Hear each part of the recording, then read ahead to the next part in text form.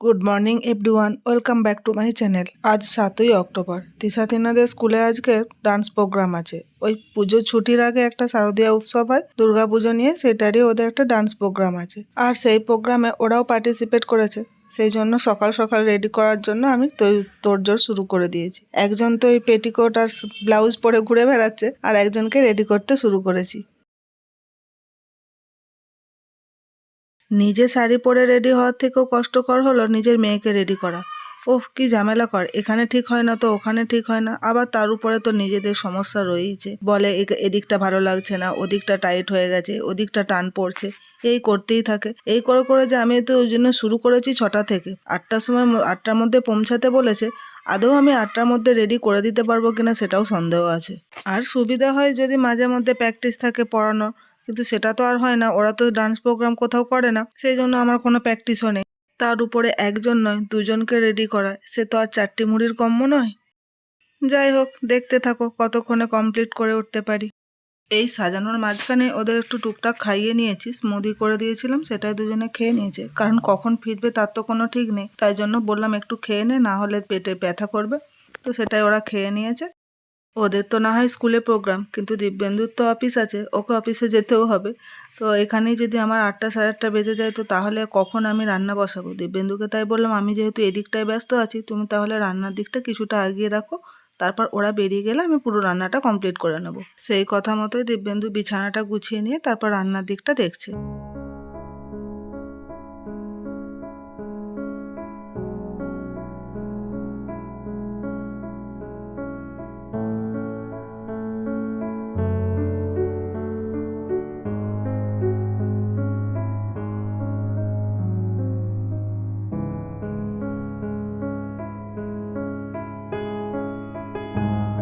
এরপর অবশেষে একজনকে হাফ রেডি করা কমপ্লিট করলাম। এরপর দেখি টিনাকে এরপর শাড়িটা পরিয়ে দিই। তিশা শাড়ি পরা, জুয়েলারি কিছুটা পরা হয়ে গেছে। পরে একসাথে দুজনের চুলটা বেঁধে দেবো। এরপর ওদের হাতেও আলতা পরতে হবে। তার আগে দুজনকে শাড়িটা পরিয়ে নিয়ে আলতাগুলো পরিয়ে দেবো পায়ে, তারপর হাতে পরে পরাচ্ছি।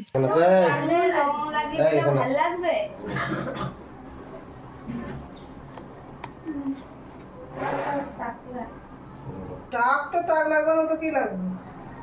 কি অন্য কিছু আছে নাকি টাক ছাড়া? হ্যাঁ হ্যাঁ, ডান্স করতে করতে ইয়ে করবে, লক স্টিক করবে। লাগু তাহলে খুলে আমি পরে এনে দিচ্ছি।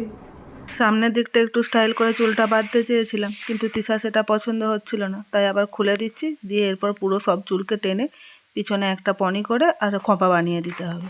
তিনার শাড়িটা পরানো হয়ে যাওয়ার পর পায়ে আলতাটা আমি পরিয়ে দিয়েছিলাম, দিয়ে তিশার চুলটা বাঁধতে বসেছিলাম। আর তখন দিব্যেন্দু ওদের হাতে দুজনের হাতে আলতা পরিয়ে দিচ্ছিল। আলতা নয় যদিও, এটা ওদের ওই কালার, একটা কোনো অ্যাক্রিলিক কালার নিয়ে এসে সেটাই বললো লাগিয়ে দিতে। ওটা আর তাহলে উঠবে না, আলতা হলে গালে লেগে যেতে পারে, মুখে বা শাড়িতে লেগে যাবে। এই কালারটা লাগবে না, সেই কারণে ওরাই বললো কালারটা লাগিয়ে দাও, এটার রঙটাও বেশ ভালো লাগছে দেখতে। তো সেই জন্য ওটাই লাগিয়েছে। এরপর চলো, তিশার চুলটা তো বেঁধিয়ে দিলাম পনি করে।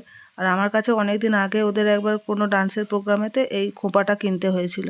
সেই খোঁপাটাই আমার কাছে ছিল, দুজনের দুটো। সেটা দিয়ে এখন ওর উপরে মানে আটকে দিচ্ছি, নাহলে তো ওদের ছোট চুল, সব তো খোঁপা সেভাবে বানাতে পারবো না। ওই জন্য এটাই আটকে দিচ্ছি যাতে সুবিধা হয় আর কি। আর একজন তো পাশ থেকে ডান্স করেই যাচ্ছে, দেখতেই পাচ্ছ তার হাতগুলো নড়েই চলেছে।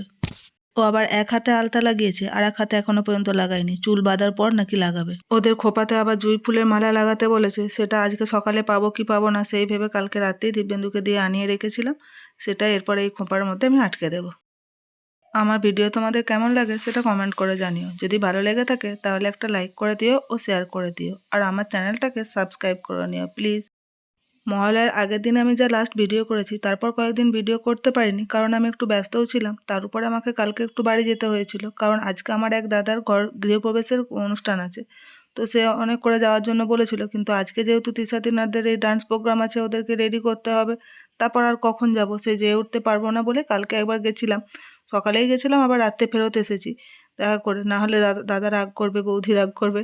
ওরা রাগ করছিলই যে কেন থাকছিস না, বলে দিয়ে আসতে পারলাম যে তিশা তিনাদের তো ড্রয়িং মানে ডান্সের প্রোগ্রাম আছে, কিভাবে আমি আসবো? ওরা আমাকে বারবার করে বলে দিচ্ছে, না মা তুমি আজকে থেকে যেও না, চলেই আসবে।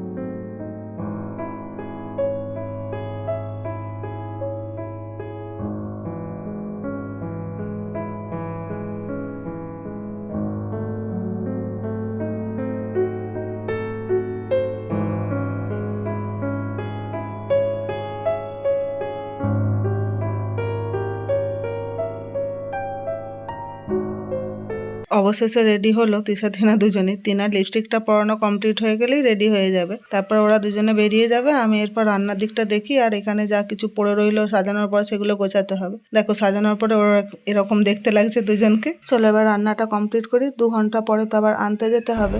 রান্না করে নিয়ে তারপর দিব্যেন্দু অফিস চলে গেল, আমিও তারপরে চলে আসলাম ওদেরকে এখন স্কুলের থেকে নিতে।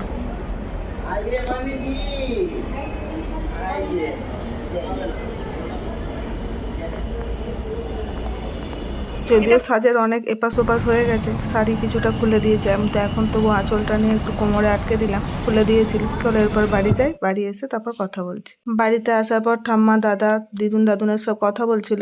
তারা বলে কীরকম ডান্স করে আসলি, সেটা তো আমরা দেখতে পারলাম না, তোরা তাহলে আমাদের ডান্স করে একটু ভিডিও করে পাঠাবি। তো সেটাই আমি ভিডিও করছিলাম, ভাবলাম চলো তোমাদেরকেও তাহলে দেখাই ওরা কীরকম ডান্স করে এসেছে।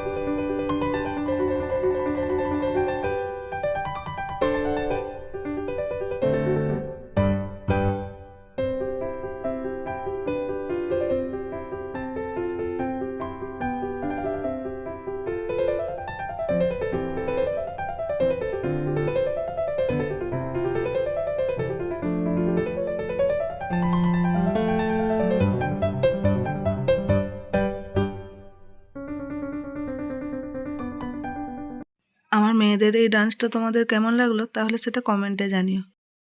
ভিডিওটা তাহলে আজ এই পর্যন্তই, দেখা হবে নেক্সট ব্লগে। ভালো থেকো সকলে, টাটা।